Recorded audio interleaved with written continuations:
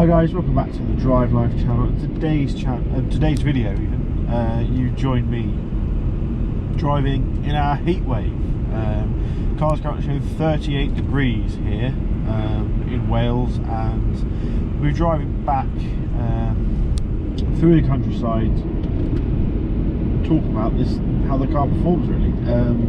Volvos are very well known for their cold weather antics, but not so well known for their hot weather, or no one really talks about it anyway, so I thought it would be a good opportunity to discuss it. We've got the aircon on, I've got it on low, and we're set to 4 bars of fan intensity, so we're going to enjoy the lovely drive home, because for those of you who don't know, we have incredible scenery on this commute. There'll be parts where I'm talking, there'll be parts where I'll just sort of enjoy the view, so yeah, enjoy the drive.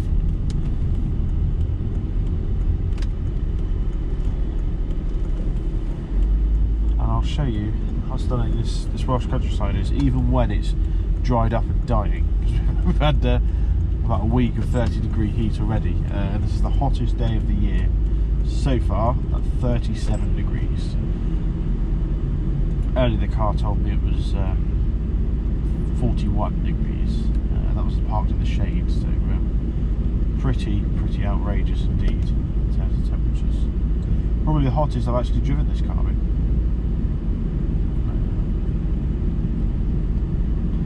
I treated it to half a tank of diesel as well, and pushed the boat out, put 70 quid's worth for half a tank. Such as the prices of the fuel nowadays. We're not going to be setting any land speed records. With a nice chilled drive, there's really not much on the road, so it's just a case of enjoying it and enjoying the scenery. And we're going to try and get as many MPGs as possible. Currently got 335 mile range, just over half a tank, so that would give us a range of 670 miles overall, but I'm going to see if I can get that a little bit better. So let's give that a go. I'm just going to accelerate slowly up the hill. The worst thing you can do is accelerate hard up a hill for fuel economy. It just decimates it completely. Just keeping it nice and smooth. We're in a 50 mile an hour zone anyway. We're slowly working our way up there. And you can see where this would usually be lovely green, it's turning yellow. Even the trees are starting to turn as well, which is interesting. I've never seen it. It's almost like you've got the rose tinted sunglasses on. It's that sort of warmth of colour. I don't know if you can see ahead of me, you'll see it in a second, the hills are, the grass of them dying, and it's all grey, all brown even, and yellow, so it makes for quite an interesting landscape.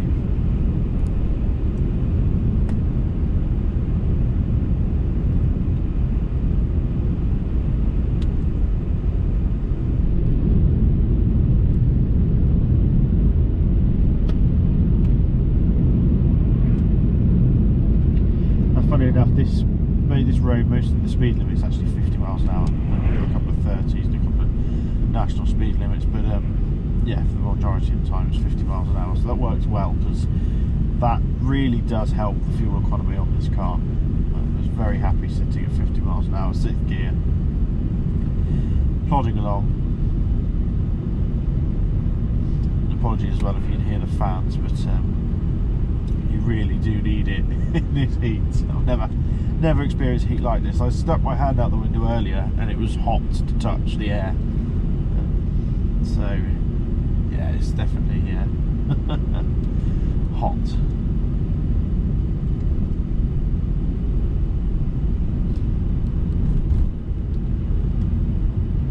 It looks like sort of like we could be in Spain, this weather. It really is, yeah. Quite strange to see the landscape looking like this. It wasn't so familiar yet. It's changed so much. I don't know if you can see it all up there. Like, it's certainly not green anymore.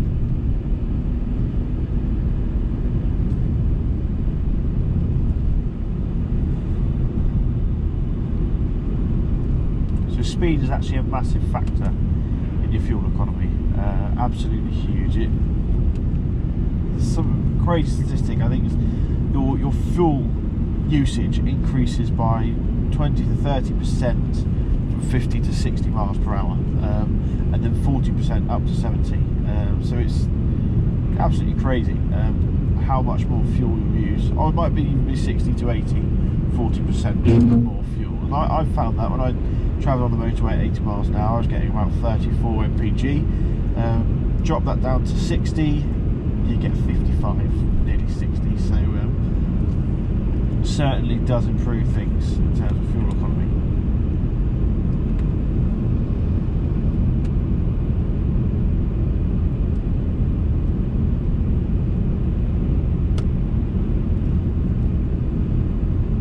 Now, another thing you can do is obviously coasting, which is where you basically let off the accelerator and just let the car roll. I'm not going to do that up this hill, but as you come down hills or into sharp bends, letting off early and letting the car roll up to the bend means you don't have to use your brakes as much because you're already at the correct speed, and you can actually sometimes do a drive without braking at all if you're really good at it.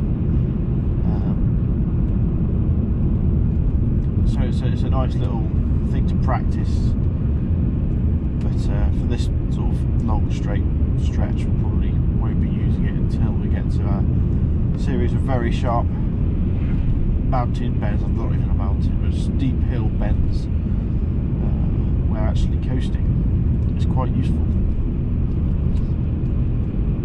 It really does reduce the impact that the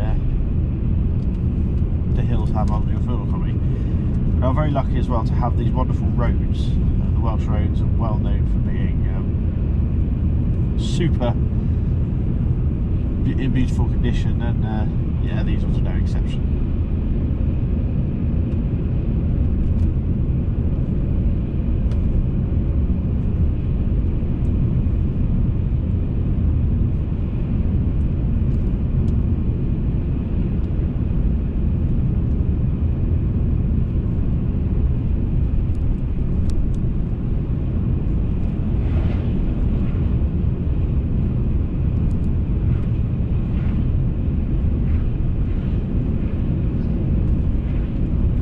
I was going to take the smart car to work today, but Mrs. DL said no, absolutely not. The air conditioning doesn't work in the smart, so I think it would be pretty insufferable, to be honest. Thinking back, in this heat, it would just be awful. We've actually got a Cadillac Escalade behind us as well, which you don't see here at all, which is quite interesting.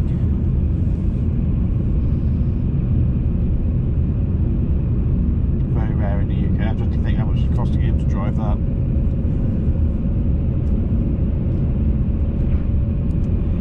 But yeah, this car just loves just cruising along these A roads.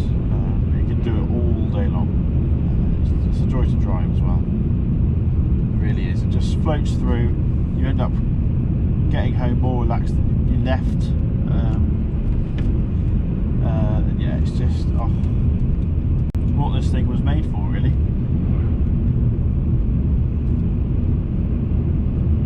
I don't do mad miles in it really, in terms of my commute. It's only 40 miles each, well, 40 miles a day, 20 miles each way, so it's not massive amounts for this car, but on a longer trip you find it just settles into the journey. I can't quite explain it, but it just really settles in. That's the only way to explain it. It seems to get better, the more miles you do, the better it gets.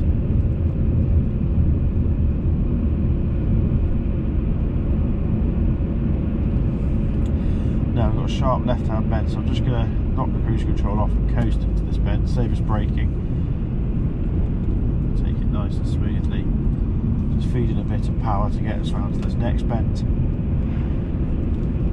This one is particularly sharp, so we're going to ease right off. And if you're worried about people not knowing that you're braking, you can just touch the brakes to let them know you're going to be slowing down. And as you can see, we've got a nice sharp hairpin bend here. And up on the hillside there, you've got, yeah, just amazing colours. Purple coming through, obviously something that likes heat.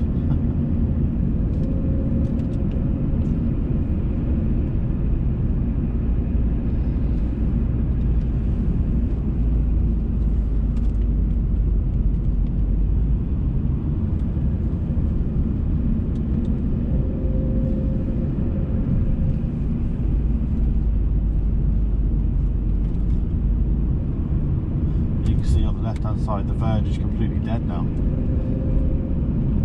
It's interesting because you imagine if there's any sort of fire, it's going to spread pretty quickly along these hillsides. It's a bit of a concern.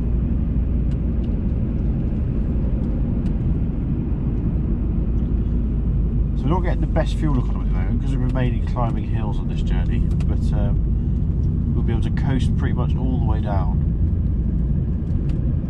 and that should give us slightly better. The range has dropped to 300 miles now, so it's fairly reasonable. As you can see, these roads aren't the most ideal for getting good fuel economy. Now we're slightly higher up in elevation. We're looking at 34 degrees, so not quite as severe as when we were lower down.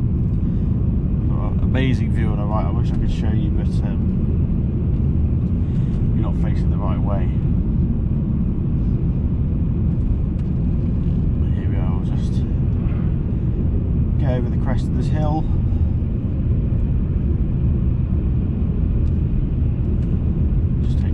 Accelerator now, and the car will do the rest. Gauge a bit of speed going down the hill.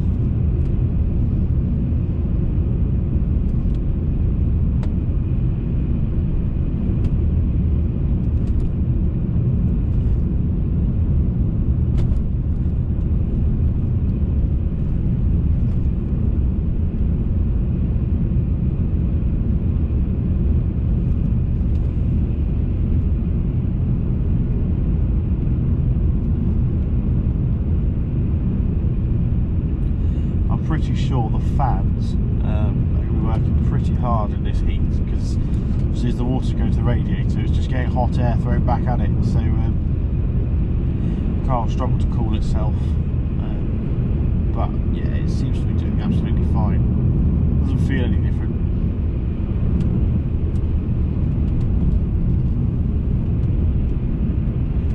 I'll come down into this lovely valley here.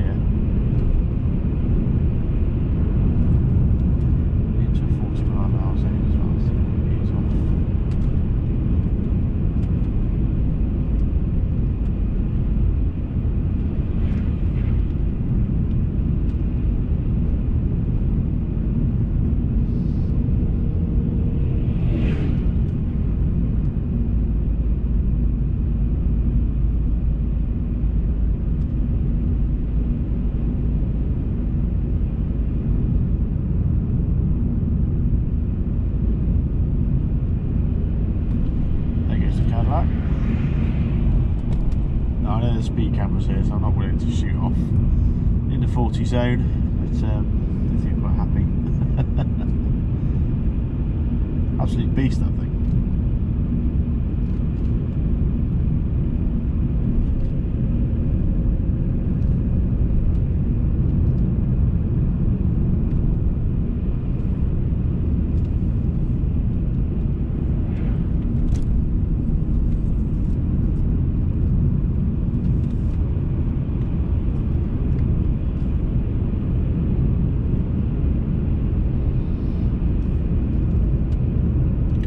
Again, you can see just up on this hillside here, there's just how dry it all is.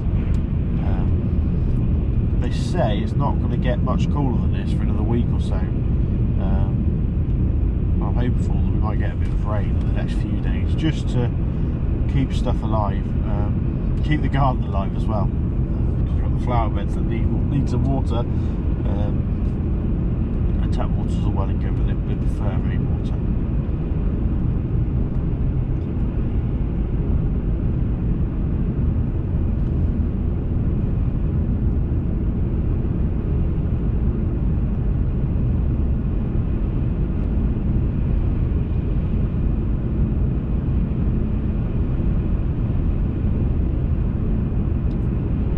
Just so lovely and serene, this car. You get pretty much no noise from the outside, just waft along nice and easy, no effort at all.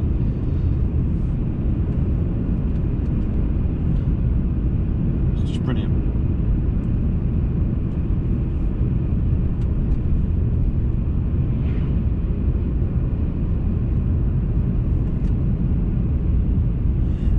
where I'm going to route back my MPG in range. It's a nice flat road pretty much all the way back. That's where we need to go.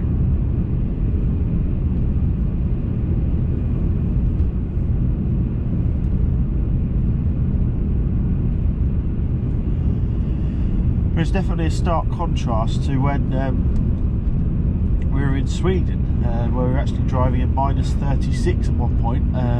72 degrees difference this poor car's had to deal with, and now positive for 34 as 36 earlier.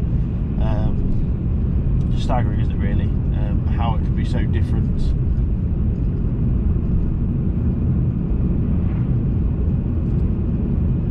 You've got a slight annoying little rattle, which is the parking ticket clip on the front A pillar here. When they changed my windscreen at the Volvo dealership, it's rattled ever since then, so I'm not quite sure why that is, but it does get a little bit annoying when everything else is so quiet. It can be quite annoying.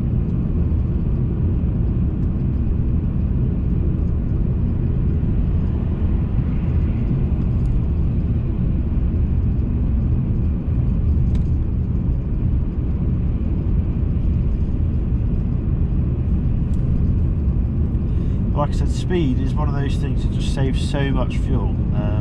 Obviously you don't want to be holding people up, but as you can see, this road's just nice and straight, so I don't mind going slightly slower. Not got anything to get back for really, and it's just, yeah, you can do cruise, save yourself a ton of money on fuel, and not hold anyone up. It's just nice, and I find it's much more relaxing to drive slightly slower. You don't have to really think about it, you just sort of coast along. These roads are totally 50 miles an hour is absolutely perfect. You don't have to brake for bends, you can just sort of meander your way through at your own pace. Now obviously if I was in a rush or wanted to make time, or if it was busy,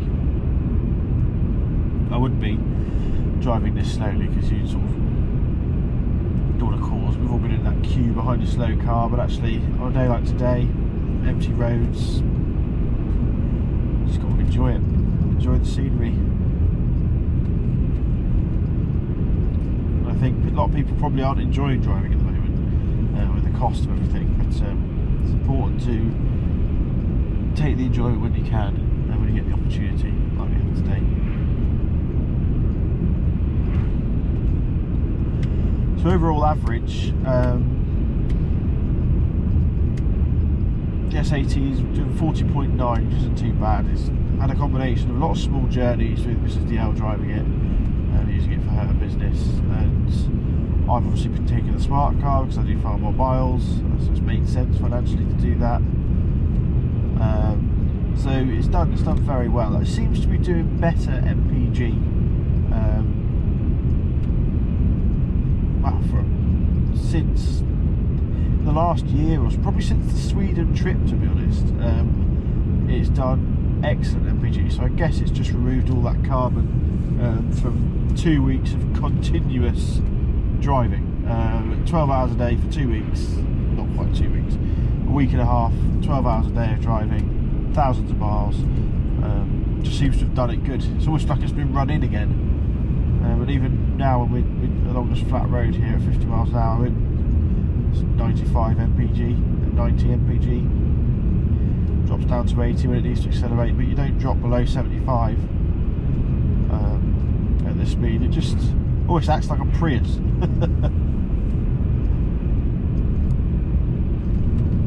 You just think how much money you could save if you drove like this all the time. It's staggering, really. So as you can see, we're coming into a 40 here, and I'm just going to take the cruise control off and let the car roll, and it'll slowly go down to 40. And I've left it enough time that we'll be at 40 by the time we need to actually go into the speed limit. But what we're doing is using no fuel to get this far. Whereas if you accelerate, if you're sort of driving at 50 and now start braking, that's all fuel that you've wasted driving at 50 instead of 40. Like I said, the wind resistance decreases massively the slower you go, so it's more fuel that you're using, but you don't really need to be. And just maintaining speed is far easier than accelerating and braking. Now, another trick you can use if there's no one behind you is, for example, we're going to come out of a 40 now into a 60. We've got a slight little bit more uphill before we then get to a sharp downhill, so I'm probably not going to bother accelerating up until we get up over this hill. You'll save yourself a fortune really doing this. We're not slowing anyone up because there's no one behind us. It's not really going to take any longer. This journey's half an hour it takes me, so if you go 10% slower, it's only 3 minutes into your journey. Worst case scenario. So it's yeah, it really does make a difference. Even an hour, if you're driving 10% slower than the speed limit, say you're driving at 54 for an hour, it's only going to add an extra 6 minutes onto your journey, which yeah, is just doesn't really make that much of a difference long term. It does save a lot in fuel. So here we go. Here's this hill here, and you can. This gearbox likes to coast, so it knocks itself into neutral, puts the clutch in, allows you to coast down the hill, and without 55 miles an hour, without using any fuel at all. And then we'll catch it at 50 miles an hour on the cruise control, and we'll sit there. So yeah, we're probably halfway back now, so I'll end the video there. But that was just sort of, yeah, a nice scenic drive, hypermiling the Volvo. Let's see what range we achieved, or how we improved the range. We're sitting at 400 miles, so it's an extra 80 miles range. We're looking at 800, well, over 800 miles range total for the car, which for, I think it's 15 gallons, maths, or 900 miles would be 60 miles per gallon, I think. No, 50 miles per gallon. No, ignore me. But yeah, you do save yourself a lot. We've probably done nearly 50 to the gallon on the way back today, which is nice. Far better than 40 if we were driving at 60 miles an hour and just trying to get somewhere quickly.